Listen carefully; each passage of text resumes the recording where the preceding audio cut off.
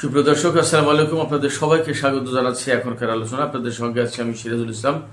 দর্শক, ইরান এবং আমেরিকার মধ্যকার যুদ্ধ ভয়াবহ আকার ধারণ করেছে। আজকে প্রথমবারের মতো আমেরিকা দিনের বেলায় ইরানের উপর হামলা চালিয়েছে, তাতে ইরানের 7 জন সেনা মারা গেছে। এবার মার্কিন প্রেসিডেন্ট ডোনাল্ড ট্রাম্প ইরানকে হুমকি দিয়েছেন যে আগামী কয়েকদিনের ভেতরে ইরানের সমস্ত ব্রিজ, কালভার্ট এবং বিদ্যুৎ কেন্দ্র ধ্বংস করা হবে যদি ইরান চুক্তি টেবিলে ফিরে না আসে। আর ইরানের প্রেসিডেন্ট মাসুদ পেজেশকিয়ান বলেছেন, ইরানের সামরিক বাহিনী, ইরানের জনগণ দেশের প্রতি ইঞ্চি ভূমি রক্ষা করবে। শুধু তাই না, তিনি গতকাল একদম প্রকাশ্যে ঘোষণা করেছেন আমেরিকার সাথে যে সমঝোতা স্মারক সই হয়েছিল সেটা অকার্যকর, সেটা বাতিল, সেটা আর এখন কার্যকর নেই। এদিকে ইরান যে কৌশল অনুসরণ করছে তাতে পরিষ্কার বোঝা যাচ্ছে আমেরিকাকে দীর্ঘমেয়াদী যুদ্ধের দিকে টেনে নিয়ে যাচ্ছে ইরান। প্রশ্ন হচ্ছে, আমেরিকা কি সেই যুদ্ধের মতো অবস্থায় আছে কিনা? কারণ তার অস্ত্রের মজুদ নিয়ে এরই মধ্যে নানান রকমের প্রতিবেদন বের হয়েছে, তাতে বলা হচ্ছে আমেরিকার অস্ত্র মজুদের অবস্থা খুবই সংকটাপন্ন। এদিকে আমেরিকার আশ্বাসে একটি জাহাজ হরমুজ প্রণালী পার হতে গিয়েছিল, ইরান তাতে হামলা চালিয়েছে, জাহাজটি ডুবে গেছে। ওপাশে মার্কিন প্রেসিডেন্ট ডোনাল্ড ট্রাম্প তিনি ঘোষণা করেছিলেন হরমুজ প্রণালী থেকে 20% হারে টোল আদায় করবে। তিনি এখন বলছেন যে পারস্য উপসাগরীয় অঞ্চলের 5টি দেশ কথা দিয়েছেন যে তারাই এই যুদ্ধের ক্ষতিপূরণ দেবে, টোল যেন আদায় না করে। সেই জায়গা থেকে ডোনাল্ড ট্রাম্প এখন টোল আদায় করবে না। আরও দুটি গুরুত্বপূর্ণ ইনফরমেশন আছে, সেই দুটি ইনফরমেশন দিয়ে আমি বিস্তারিত আলোচনায় চলে যাব। একটা হচ্ছে, ইরান বলেছে মধ্যপ্রাচ্যের মার্কিন ঘাঁটিগুলোতে ইরান এতটা ভয়াবহ হামলা চালিয়েছে এ পর্যন্ত, যার কারণে আমেরিকার সেনাদের নিরাপদে ঘুমানোর কোনো জায়গা নেই। এদিকে ইরানের হামলায় ইসরায়েলের হাইফা নগরীতে রাফাল অস্ত্র নির্মাণ কোম্পানির একজন ইঞ্জিনিয়ার নিহত হয়েছে। সুপ্রিয় দর্শক, এতক্ষণ যে বিষয়গুলো মূল পয়েন্ট আকারে তুলে ধরলাম, এই বিষয়গুলো নিয়েই এখন বিস্তারিত আলোচনা করার চেষ্টা করব। আশা করি আপনারা সবাই শেষ পর্যন্ত সঙ্গে থাকবেন। খুবই গুরুত্বপূর্ণ কিছু বিষয় নিয়ে কথা বলবো। আমি আশা করি আপনাদের ভালো লাগবে।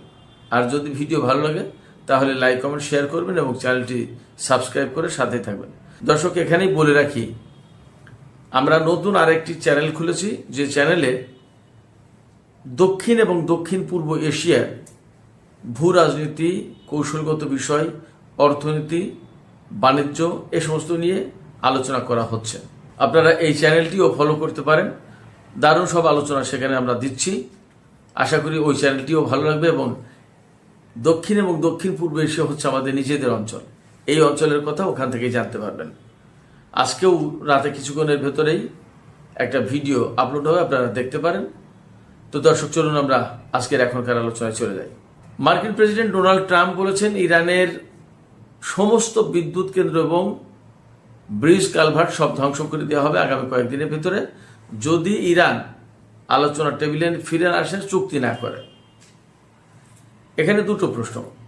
একটা প্রশ্ন হচ্ছে, মার্কিন প্রেসিডেন্ট ডোনাল্ড ট্রাম্প বা অন্য কোনো দেশ বা অন্য কোনো দেশের সামরিক বাহিনী বেসামরিক স্থাপনা ধ্বংস করতে পারে কিনা, আন্তর্জাতিক আইন এই অনুমতি দেয় কিনা। আন্তর্জাতিক আইনে সম্পূর্ণভাবে এই ধরনের বেসামরিক স্থাপনা, বিদ্যুৎ, ব্রিজ, কালভার্ট, রেল লাইন এ সমস্ত ধ্বংস করা নিষিদ্ধ। তাহলে আমেরিকা যদি এইগুলো করে বা করেছে, তাহলে কি হবে? এগুলো কি যুদ্ধ অপরাধের পর্যায়ে পড়বে কিনা, সেই প্রশ্ন কিন্তু গুরুত্বপূর্ণ হয়ে দেখা দিচ্ছে।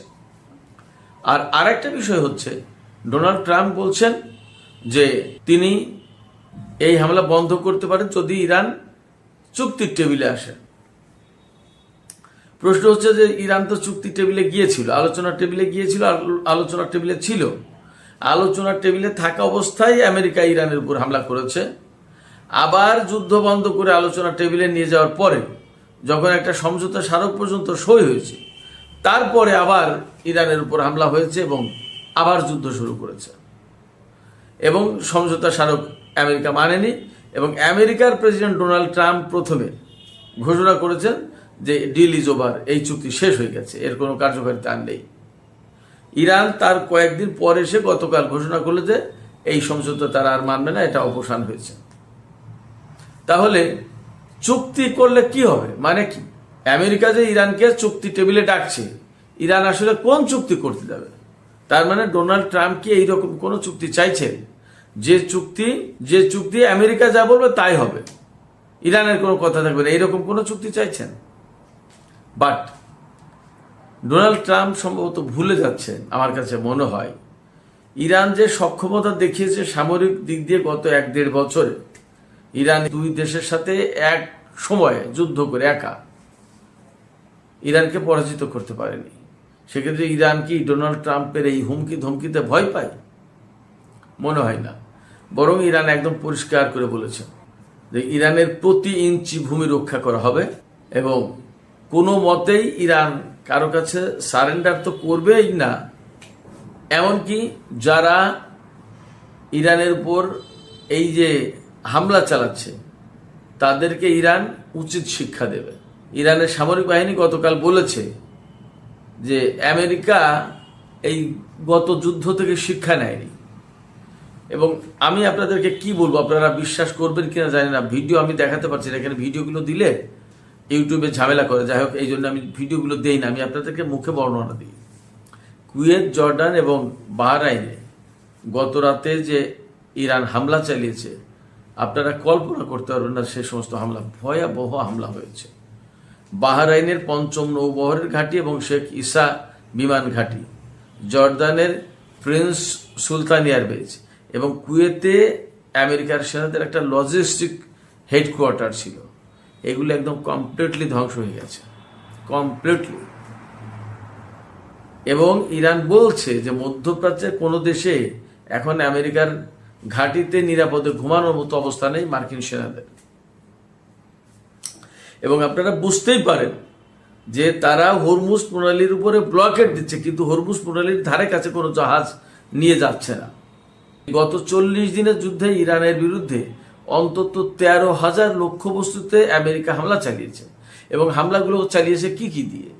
টমাহক ক্রুজ ক্ষেপণাস্ত্র, তারপরে SAM-3, SAM-6, আরও এক ধরনের প্রিসিশন গাইডেড মিসাইল আছে খুবই উন্নত মানের, এরপরে থার্ড, পেট্রিয়ট, আরও বিভিন্ন ধরনের ক্ষেপণাস্ত্র গুরুত্বপূর্ণ উন্নত মানের, টমাহক ক্রুজ ক্ষেপণাস্ত্র তার ভিতরে আছে। এই সমস্ত ক্ষেপণাস্ত্র দিয়ে একটা দেশকে মাটির সাথে মিশিয়ে দেওয়ার কথা, সেই জায়গায় ইরান যথেষ্ট প্রতিরোধ করতে পেরেছে এবং বহু সংখ্যক ক্ষেপণাস্ত্র ইরান শুটডাউন করেছে। ড্রোনগুলো তো ধ্বংস করেছে, অনেকগুলো বিমান ধ্বংস করেছে ইরান এবং বিভিন্ন কায়দায় ধ্বংস হয়েছে। এবং মধ্যপ্রাচ্যের যে সমস্ত ঘাঁটি ছিল তাতে কি পরিমাণে অস্ত্র এবং গোলাবারুদ ইরান ধ্বংস করেছে তা তো জানেন। এখন হরমুজ প্রণালী বন্ধ করে দেওয়ার কারণে আমেরিকা জাহাজে করে আর অস্ত্র আনতে পারছে না, গোলাবারুদ আনতে পারছে না, বিমানে করে কয়টা এনে কি করবে? সেক্ষেত্রে এই যে ইরান দীর্ঘমেয়াদী যুদ্ধের দিকে আমেরিকাকে টেনে নিয়ে যাচ্ছে, ইরানের কিন্তু কৌশল আছে কিছু। এই দীর্ঘমেয়াদী যুদ্ধে আমেরিকা টিকে থাকতে পারবে না, কারণ তার হাতে অস্ত্রের মজুদ নেই। শুধু তাই না, আপনারা শুনলে অবাক হবেন, আমেরিকা এইবার যে সামরিক বাজেট চেয়েছে সেটা হচ্ছে $1.5 ট্রিলিয়ন। এর আগে $1 ট্রিলিয়নও ছিল না। এইবার সামরিক বাজেট বাড়ানোর প্রস্তাব করেছে 44%, প্রায় অর্ধেক। আপনারা ভাবতে পারেন তার মানে কি পরিমাণে ক্ষয়ক্ষতি হয়েছে এবং কি পরিমাণে ক্ষতির শিকার আমেরিকা এবং মার্কিন বাহিনী। এই যে বাজেট $1.5 ট্রিলিয়ন করার প্রস্তাব দেওয়া হয়েছে, বাড়ানোর প্রস্তাব 44% বাড়ানোর প্রস্তাব দেওয়া হয়েছে, কেন? এটাতে কি করবে? এর বেশিরভাগ টাকা খরচ করা হবে আমেরিকার যে অস্ত্রের মজুদ ফুরিয়ে গেছে সেই ভান্ডার পূরণ করার জন্য। এবং সেই অস্ত্রের মজুদ 1 মাসে পূরণ করা যাবে না, 2 মাসে না, কয়েক মাস থেকে কয়েক বছর লাগবে। এমনকি অস্ত্রের ভান্ডার এতটাই সংকটে পড়েছে, জাপান আমেরিকার কাছ থেকে 400 টমাহক ক্রুজ ক্ষেপণাস্ত্র কিনতে চেয়েছিল। এইটা 2026 থেকে 27 সালের ভেতরে দেওয়ার কথা ছিল। সেই টমাহক ক্রুজ ক্ষেপণাস্ত্র এখন আমেরিকা দিতে পারছে না জাপানকে সময় মতো। সুইজারল্যান্ড আমেরিকার সাথে চুক্তি করেছিল অস্ত্র কেনার ব্যাপারে, সেই অস্ত্র দিতে পারছেন এখন সেই সুইজারল্যান্ড, ফ্রান্স ইসরায়েল এবং দক্ষিণ কোরিয়ার সাথে নতুন করে চুক্তি করছে। চিন্তা করেন। এছাড়া আমেরিকার যে সমস্ত মিত্র দেশ আছে তাদের আরো যে সমস্ত অস্ত্র লাগবে তাদেরকে কিভাবে দেবে অস্ত্র। এবং সবচেয়ে বড় প্রশ্ন হয়ে দাঁড়াচ্ছে যে এই যে ইরানের সাথে আমেরিকার যুদ্ধ চলছে এবং আমেরিকা মারাত্মকভাবে অস্ত্রের ঘাটতির মুখে, এই অবস্থায় চীন বা উত্তর কোরিয়া বা রাশিয়া কারোর সাথে যদি যুদ্ধ শুরু হয় আমেরিকার, তাহলে আমেরিকা এই সমস্ত দেশ কোনোটাকে সামাল দিতে পারবে না। ইরান আমেরিকাকে কিন্তু দীর্ঘমেয়াদী একটা যুদ্ধের দিকে নিয়ে যাচ্ছে। সেক্ষেত্রে আমেরিকা সম্ভবত আরো অনেক বেশি বড় গাড়াকলে পড়ে যাবে। এর বিপরীতে ইরানের হাতে কিন্তু বিপুল পরিমাণে অস্ত্র রয়েছে এবং যুদ্ধে যে পরিমাণে অস্ত্র খরচ হয়েছে তা পূরণ করে আরো বেশি হয়ে গেছে। এবং ইরানের হাতে যে অস্ত্র তাতে বলা যাচ্ছে বা বলা হচ্ছে যে সেই সাবেক অবস্থায় ফিরে গেছে ইরান। ইরানের প্রেসিডেন্ট তো সেদিন বলল যে এখনো ইরানের হাতে যে অস্ত্র আছে, বর্তমানে যে যুদ্ধ চলছে এইভাবে চললে আগামী 4-5 বছর এই অস্ত্র দিয়েই যুদ্ধ চালানো যাবে, ঘাটতি পড়বে না। এদিকে ইরানের প্রেসিডেন্ট মাসুদ পেজেশকিয়ান বলেছেন যে আমেরিকা যত যাই কিছু বলুক না কেন, দেশের প্রতি ইঞ্চি মাটি রক্ষা করা হবে, দেশের সেনারা এবং জনগণ রক্ষা করবে। দেশের সেনারা এবং জনগণ কিভাবে রক্ষা করবে? ইরানের জনগণ কিন্তু মার্কিনীদের বিরুদ্ধে এই মুহূর্তে যুদ্ধ দেখতে চায়, আমেরিকার সাথে কোনো শান্তি চুক্তির দিকে যেতে দিতে চায় না। এর একদম বাস্তব প্রমাণ হচ্ছে ইরানের অত্যন্ত প্রভাবশালী আলেম রেজা আরেফি, আয়াতুল্লাহ রেজা আরেফি। তিনি সংক্ষিপ্ত সময়ের জন্য ইরানের সর্বোচ্চ নেতার দায়িত্বে ছিলেন। এই গত যুদ্ধে যখন সর্বোচ্চ নেতা আলী খামেনি শহীদ হলেন, তারপরে রেজা আরেফির নাম শোনা যাচ্ছিল তিনি সর্বোচ্চ নেতা হচ্ছেন। তার মানে কত বড় আলেম হলে এইরকম সর্বোচ্চ নেতার পজিশনে নাম প্রস্তাব করা হয়। সেই রেজা আরেফি তিনি বলেছেন ইরানের উচিত আমেরিকার সাথে সমস্ত আলোচনা বন্ধ করে দেয়া এবং যুদ্ধের ময়দানে ফিরে আসা, যুদ্ধের ভেতর দিয়েই আমেরিকাকে পরাজিত করতে হবে। তার মানে ইরানের জনগণ ঠিক এই মুডেই আছে। যখন একটা দেশের মানুষ এই রকম যুদ্ধের জন্য টকবক করতে থাকে, সেই জাতিকে হারানো, পরাজিত করা কিন্তু খুব ডিফিকাল্ট। এবং আমেরিকা ইসরায়েল দুই দেশ, দুই শক্তি মিলে যেখানে ইরানকে আগে পরাজিত করতে পারেনি, এখন একা আমেরিকা কি ইরানকে পরাজিত করতে পারবে? আমি ব্যক্তিগতভাবে মনে করি পারবে না। কারণ ইরান এই কয়েকটা যুদ্ধের ভেতর দিয়ে আমেরিকার বিরুদ্ধে যুদ্ধ করার যে কৌশল, এটা সব পরিষ্কার বুঝে গেছে। এবং এখন আমরা দেখতেই পাচ্ছি মিডল ইস্টের ঘাঁটিগুলো দিনে দিনে একদম শেষ হয়ে যাচ্ছে আমেরিকার। ফলে কোথায় দাঁড়িয়ে তারা যুদ্ধ করবে এটাই তো বোঝা মুশকিল। এরপরে যখন ইরান আমেরিকার যুদ্ধ জাহাজে হামলা শুরু করবে, তখন উপায় হবে কি? এই ধরনের পরিকল্পনা অবশ্যই আছে। অনেকে বলে আমেরিকার যুদ্ধ জাহাজগুলোতে কেন ইরান হামলা চালায় না? অবশ্যই ইরান যখন যুদ্ধ করছে তার তো কিছু প্ল্যান আছে, সে নিশ্চয়ই বিষয়গুলো মাথায় রেখেছে। সুপ্রিয় দর্শক, আলোচনা শেষ করব। শেষের আগে আর একটা বিষয় শুধু আলোচনা করি। এখানে গত 40 দিনের যুদ্ধে ইরান, আমেরিকা, ইসরায়েল যে যুদ্ধ সংঘাত হয়েছে, সেই সময় ইরান ইসরায়েলের হাইফা বন্দরনগরীতে হামলা চালিয়েছিল 5ই এপ্রিল। 5ই এপ্রিল হামলা চালালে সেই সময় ইরানের একটি ব্যালিস্টিক ক্ষেপণাস্ত্র হাইফা নগরীতে আঘাত হানে এবং সেই হামলায়, সেই আঘাতে ইসরায়েলের রাফাল কোম্পানি, রাফাল হচ্ছে অস্ত্র নির্মাণ কোম্পানি, এই রাফাল কোম্পানির ইঞ্জিনিয়ার মিশেল কাজ, খুব সিনিয়র মানুষ, তিনি আহত হন ইরানি ক্ষেপণাস্ত্রের হামলায়। তার ওয়াইফও আহত হয়, আরও বেশ কয়েকজন আহত হয়। সেই মিশেল কাজ গতকাল মারা গেছেন।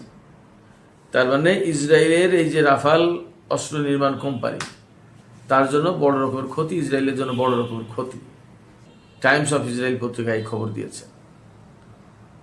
তো যাই হোক, আমরা মোটামুটি দেখতে পাচ্ছি, বুঝতে পারছি ইরান যে দাবি করেছে যে শুধুমাত্র মধ্যপ্রাচ্যে মার্কিন ঘাঁটি না, ইসরায়েলেরও বহু ঘাঁটি ধ্বংস হয়ে গেছে, যা নির্মাণ করতে বহু সময় লাগবে এবং ইসরায়েলের সেনারাও এখন অরক্ষিত অবস্থায় আছে। এই অবস্থার পরেও যদি আমেরিকা, ইসরায়েল নতুন করে ইরানের সাথে বড় যুদ্ধে যায়, তাহলে আমার কাছে মনে হচ্ছে মধ্যপ্রাচ্যের পরিস্থিতি অবশ্যই পাল্টে যাবে এবং আমেরিকা ইসরায়েল আরও বেশি ক্ষতির মুখে পড়বে সামরিক দিক দিয়ে। তো সুপ্রিয় দর্শক, এখনকার আলোচনা এখানে শেষ করতে চাইছি। আলোচনা শেষের আগে আপনাদের কাছে জানতে চাই, আপনারা কি মনে করছেন? ডোনাল্ড ট্রাম্প যে ঘোষণা দিলেন যে তিনি ইরানের সমস্ত সেতু এবং বিদ্যুৎ কেন্দ্র ধ্বংস করে দেবেন, আসলে কি তিনি এই কাজ করতে যাচ্ছেন? এটা কি তার পক্ষে অসম্ভব? আর যদি এই রকম করে তাহলে যুদ্ধের মাত্রা কি অনেক বেশি ভয়াবহ হয়ে পড়বে মনে হয়, নাকি আমেরিকার কাছে ইরান নতি স্বীকার করবে? আপনাদের কি মনে হয়? ইরান কিন্তু বলেছে প্রতি ইঞ্চি মাটি তারা রক্ষা করবে। আপনাদের মতামত জানিয়ে কমেন্টে লিখতে পারেন। আর ভিডিও ভালো লাগে লাইক কমেন্ট শেয়ার করবেন এবং চ্যানেলটি সাবস্ক্রাইব করে সাথেই থাকবেন। দর্শক, আপনাদের সবাইকে অনেক অনেক ধন্যবাদ। আল্লাহ হাফেজ।